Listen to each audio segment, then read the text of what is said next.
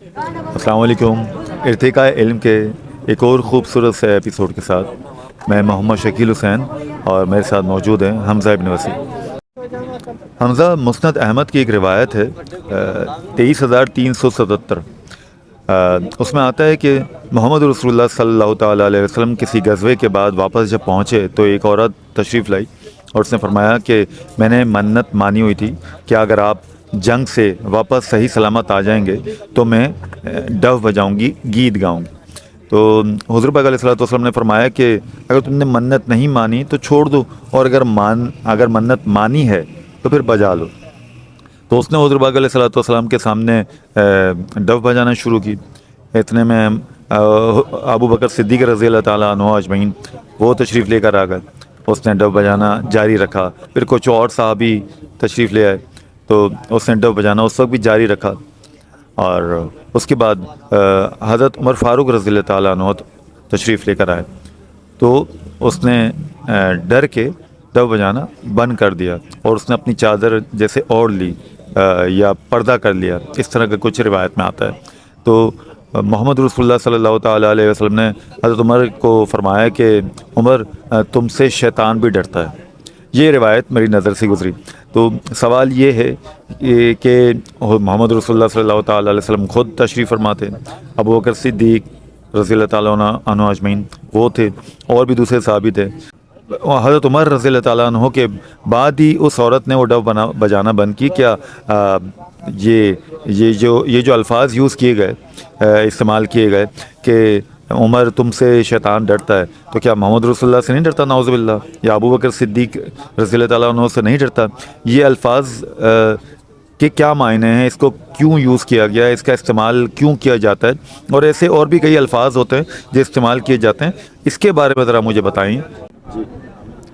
شکیل، ایک بہت اچھا موضوع ہے، اور اس میں سب سے پہلے تو میں سب کو یہ توجہ دلانا چاہوں گا کہ میں بھی ایک ناقص طالب علم ہوں، لیکن جب بھی ہم عربک لٹریچر کو پڑھیں اور احادیث کے علم کو بالخصوص جب ہم پڑھنا شروع کریں تو ہمیں نا ایک ویسے ہی اس سے ہمارے علم میں اضافہ ہوتا ہے.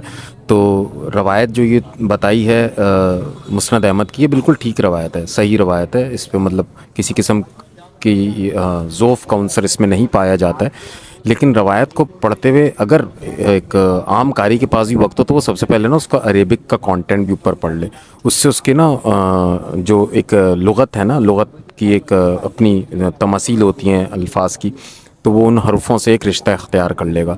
تو جو دف کا بھی لفظ ملا ہے تو اس میں اگر اس روایت میں دیکھیں گے تو ہو سکتا ہے ہمیں ضربہ سے متعلق بھی ایک لفظ مل جاتا ہے. تو خیر واقعہ بالکل ایسے ہی تھا. جو اس میں بات بنیادی طور پر ہے وہ تو یہی ہے کہ نبی صلی اللہ علیہ وسلم نے ان کو اجازت دی. اچھا، اس وقت کے دور میں جب دف بجانا ہوتا تھا تو اس میں گانا بھی شمار ہوتا تھا، اور اس میں کوئی دف میں وہ کاؤنٹ ہوتا تھا، دف میں شمار کیا جاتا تھا.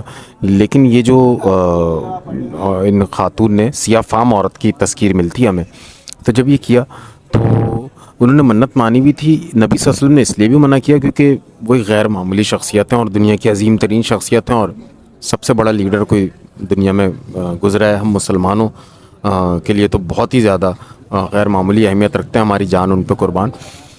لیکن بات کچھ یوں ہے کہ انہوں نے جو منع کیا نا وہ اس وجہ سے منع کیا کیونکہ نبی صلی اللہ علیہ وسلم کی شخصیت ایک جو ہے تہذیب کی غیر معمولی تمثیل تھی. تو جب وہ کوئی جنگ جیت کے آئے ہوں گے تو یقیناً وہاں پر لوگوں کو قتل بھی کیا گیا ہوگا جو اللہ کی رضا کے لیے کیا. لیکن اس کے بعد آنے کے بعد اس کا فتح کا جشن منانا اور اس طرح سے ایک اس کا اہتمام کرنا، وہ نبی صلی اللہ علیہ وسلم کی شخصیت کو جو ہے اپنے طور پہ اچھا نہیں لگ رہا ہوگا. تو انہوں نے اس لیے منع کر دیا ہوگا کہ اس کی ضرورت نہیں ہے، لیکن اگر منت مان لی ہے تو کر لیا جائے. پھر انہوں نے ایسا ہی کیا. روایت میں لفظ آتے ہیں حضرت ابو بکر بھی موجود تھے، پھر صحابہ بھی موجود تھے. جیسی حضرت عمر آئے تو وہ جو ہے ان خاتون نے اپنا چہرہ ڈھانپ لیا اور دف بجانا بند کر دیا.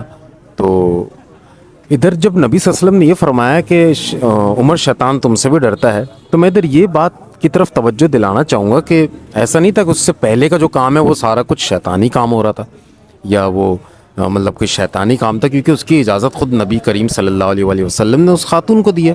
اس روایت کو ویڈیو دیکھنے والے پڑھ بھی لیں جا کے تو ان کو مل جائے گا. میں ادھر یہ بتانا چاہوں گا کہ کچھ کلمات تشخیص جو ہوتے ہیں ان کا عربک کانٹینٹ میں بڑا ایک غیر معمولی مقام ہوتا ہے. تشخیصی کلمات ہوتے ہیں. تعریف میں کسی کی امتیازی خصوصیت, کسی کے خصائص, کسی کے اختصاص کے پیش نظر جو ہے اس طرح کے کلمات کا استعمال کیا جاتا ہے, وہ مستعمل کہلاتے ہیں وہاں پر. ادھر نبی صلی اللہ علیہ وسلم نے حضرت عمر رضی اللہ عنہ کی تعریف میں ان کی شخصیت کا غیر معمولی مقام ہے, اس میں جو ہے اس جملے کا انتخاب کیا. ایسا نہیں ہے کہ شیطان جو ہے وہ حضرت عمر سے نہیں ڈر رہا یا ڈرتا ہے. موضوع بحث یہ تھا ہی نہیں کہ شیطان نبی صلی اللہ علیہ وسلم سے نہیں ڈرتا ہوگا, یہ موضوع بحث تھا ہی نہیں. یہ تشخیصی کلمات ہیں, تعریفی کلمات ہیں. یعنی اگر ہم روایتوں میں پڑھیں تو اس طرح کا بھی آتا ہے کہ نبی صلی اللہ علیہ وسلم سے, ایک عقبہ کی روایت ہے تو اس میں آتا ہے کہ محمد صلی اللہ علیہ وسلم نے فرمایا کہ میں تمہیں ایک ایسی صورت بتاؤں جو دیگر مصاحف میں نہیں ہے, قرآن میں بھی نہیں ہے, اور وہ اس میں پھر الاخلاص الناس کا ذکر ملتا ہے. تو ایسا نہیں ہے کہ سورہ اخلاص اور سورہ ناس جو ہے وہ قرآن مجید سے خارج ہو جائیں گی یا وہ قرآن کا حصہ شمار نہیں کی جائیں گی, بلکہ بات کچھ یوں ہے کہ یہ بھی تشخیصی کلمات ہیں.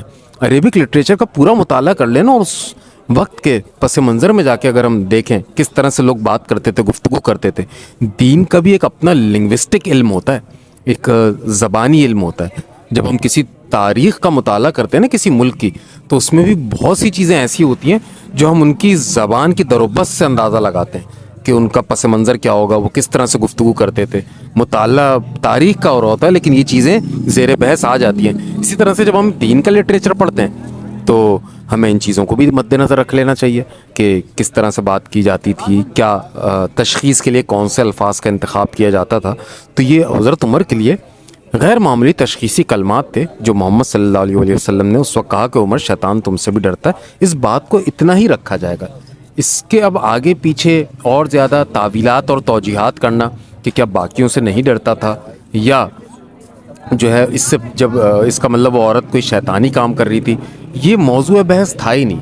اس اصل میں اس پہ بھی ایک بات توجہ دلانا چاہتا ہوں کہ اصل میں ہم کو علم حاصل کرنا چاہیے, ہم سب کو علم حاصل کرنا چاہیے, لیکن بہت سے معاملات ایسے ہوتے ہیں جس میں ہم تعویلات و توجیحات میں اگر جائیں نا تو ہمیں کوئی جواب نہیں ملتا ہے.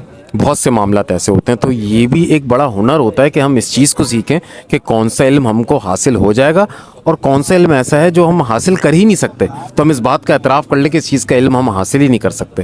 یعنی خدا کے وجود کے حوالے سے بھی اگر میں بات کروں تو میں ایک محدود گفتگو کر پاؤں گا. اللہ تعالیٰ کو اپنی گفتگو میں سمیٹ نہیں سکتا ہوں, میں احاطہ نہیں کر سکوں گا.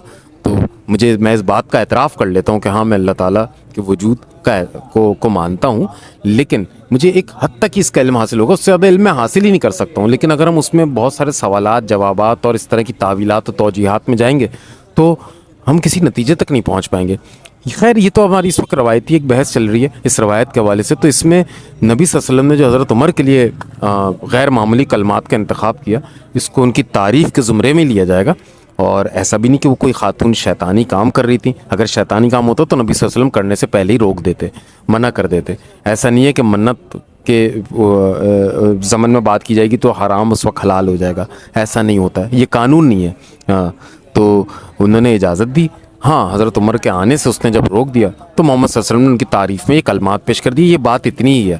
جیسے میں نے تشخیصی کلمات کے حوالے سے ابھی الناس اور سورہ اخلاص کی مثال دی, وہ بھی معاملہ ایسا ہی تھا. ایسا نہیں ہے کہ وہ قرآن مجید سے خارج ہو گئے. کبھی اس اگلی ویڈیو میں اس کو بھی موضوع بحث بنا لیں گے, پوری روایت پڑھ لیں گے اور اس پر گفتگو کر لیں گے. وہ بھی بہت اچھا موضوع ہے, اس سے بہت کچھ سیکھنے کو مل سکتا ہے. بہت شکریہ حمزہ, بہت ہی خوبصورت انداز میں آپ نے اس معاملے پہ گفتگو کی. اس ایپیسوڈ کا اختتام یہیں پر ہوتا ہے. انشاءاللہ تعالی اگلے ایپیسوڈ میں پھر سے ملیں گے, بہت جلد ملیں گے. تب تک کے لیے اللہ حافظ, السلام علیکم.